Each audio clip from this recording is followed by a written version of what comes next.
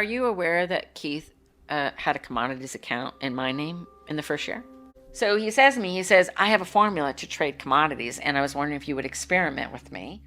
Barbara says she had only known Keith for 5 months when he made a proposal. And he says, if you put in $25,000 and I put in $25,000. They should both put in $25,000 to test out his formula to beat the commodities market. But I'm a conservative money manager and I had to think about it for a while.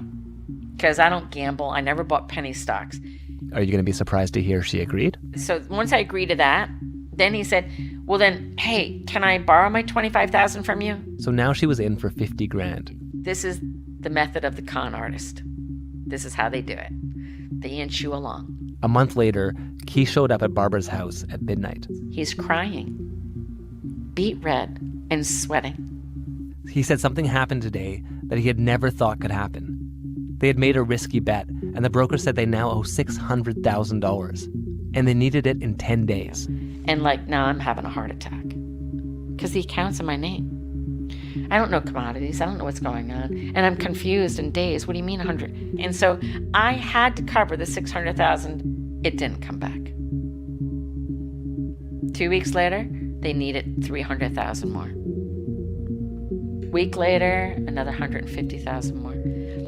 It was like on a train that was barreling down the track, heading for a crash with the station, and you couldn't get off the train. And I was like, sell the account, close it. I don't care. I'm going to lock in the loss. I don't want to have anything to do with this. I'm terrified. My life savings. I'm 40 years old. I had Ann Taylor suits. I had one pair of black shoes. I didn't have fur coats and diamonds. I saved my money. I worked my ass off for this. And it's evaporating through my fingers.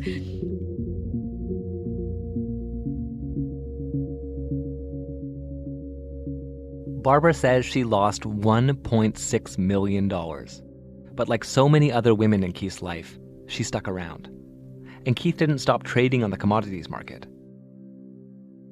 If Barbara had a lot of money, Sarah and Claire had more. He turned to the Bronfmans. Barbara said he pitched them on a plan to expand the reach of the company by making a fortune on the commodities market. Barbara says Keith borrowed $65 million from the Bronfmans, and he lost it all. In an interview with the New York Times, Keith denied the amount was that high. Barbara says she doesn't know whether he ever paid it back, but she was in the room when he explained it was Claire's fault he had lost the money. He said Claire committed an ethical breach when she spoke with a reporter from Forbes magazine about NXIVM. The 2003 article upset their dad, Edgar Bronfman Sr., and Keith claimed as punishment, the billionaire manipulated the commodities market to ensure Keith would lose the money. What did you observe was Claire's response? My impression is that they believed him. I, on the other hand, thought it was a crock of shit.